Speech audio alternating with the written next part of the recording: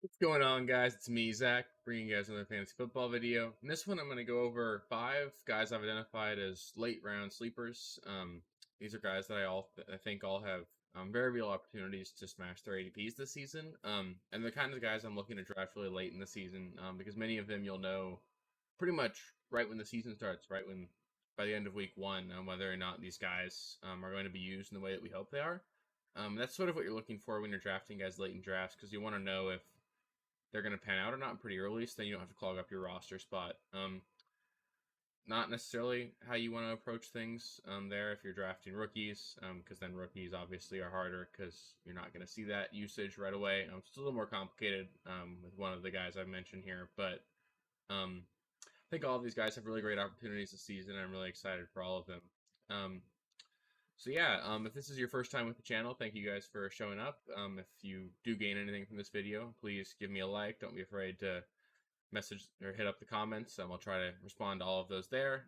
Feel free to follow me at RealSteeleFFB on Twitter. We can keep interacting there. And if you do like the channel, please give me a subscribe. I'm trying to get to 100 by the end of the off season, so we got 22 to go. So let's see if we can get there. That'd be great. Thank you guys very much for watching again, and let's get into the first sleeper.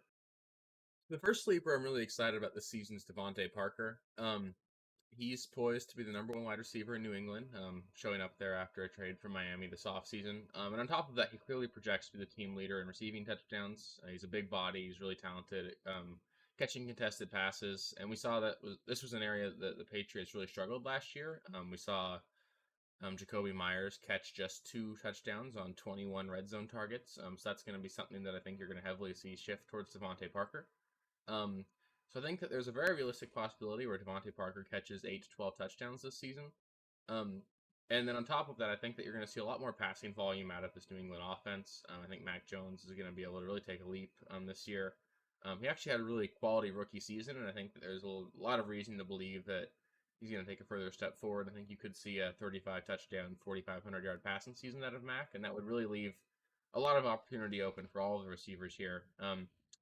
On top of that, DeVante Parker's already had a top 12 season in fantasy in his career, and he's only 29 years old. So I know a lot of you probably think of DeVante as sort of an old has-been or maybe even a bust, given how high he was drafted in the NFL draft. But I think that he's still young enough to produce at a high level, and he's shown that he can do that if he's hyper-targeted and used properly.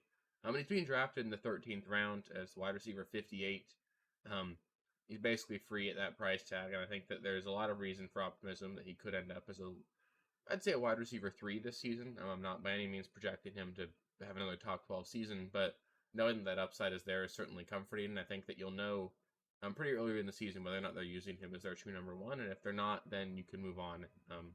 But yeah, I love DeVante Parker this season. The next receiver I'm really excited about getting late in drafts this season is Skye Moore. I think that it's maybe controversial, but I believe that he's already the best route runner on the team. No offense to Juju or anybody else there. And he's got really high draft capital. The Chiefs went out and spent an early second-round pick on Skye Moore. And he's been absolutely wowing in camp.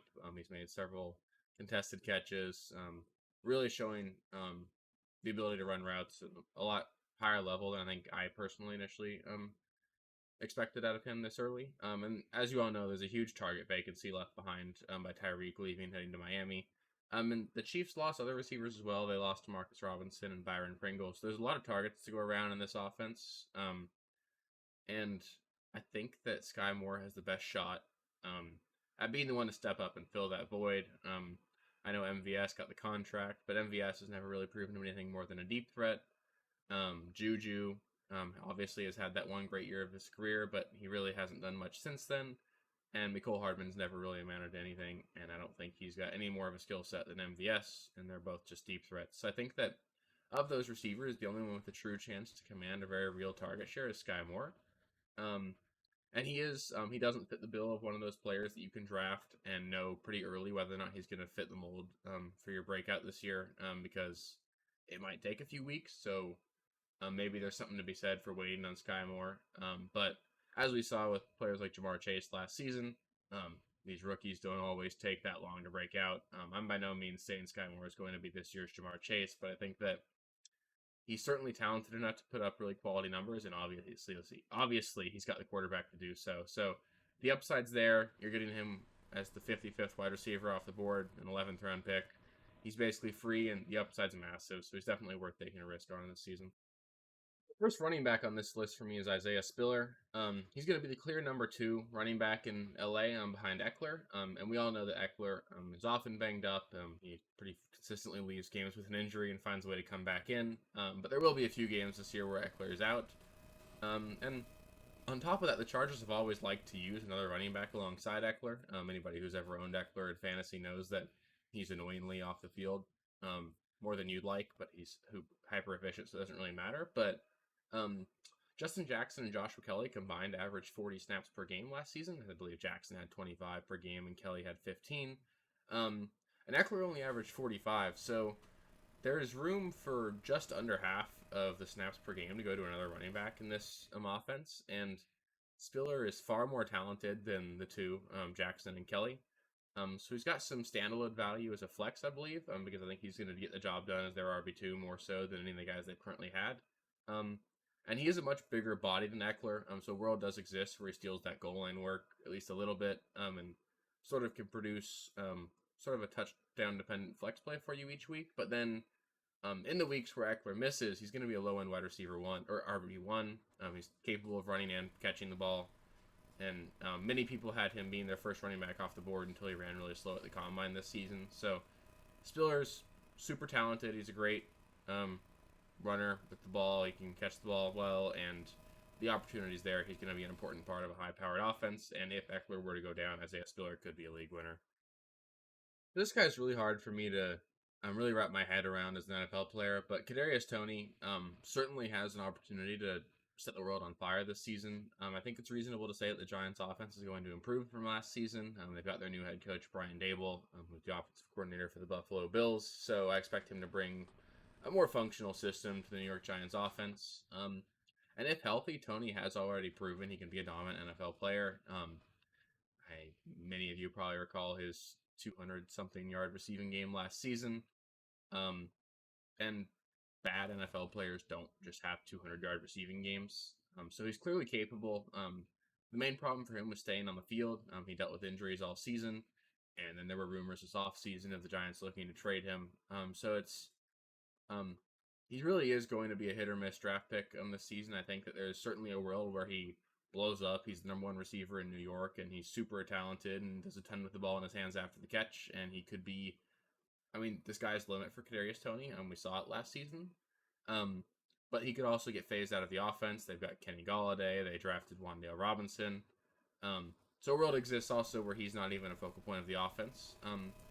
But at the same time, he's being drafted in the late 10th round with an ADP of about wide receiver 48. So he's a low-end wide receiver 4, which means you're drafting him and you don't need him. And you should know pretty early how involved he is in the offense here. So if he doesn't pan out, you can drop him really early in your season, and no harm, no foul. You move on, you get a new guy off waivers. But the ceiling's there.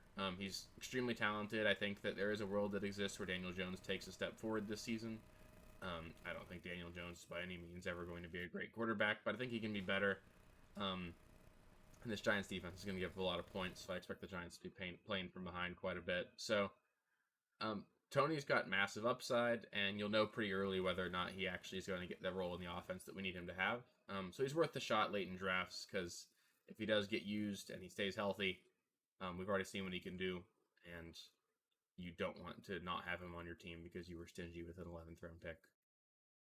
And last but certainly not least, for me on my sleeper list is Jerick McKinnon here. I personally have been a bit of a McKinnon truther for a few years, so maybe there is a little bit of bias here, but he's basically going undrafted everywhere per Fantasy Pros. He's being drafted on average as the RB75, which to me is just ridiculous. He was the Kansas City Chiefs feature running back in their playoff run last season.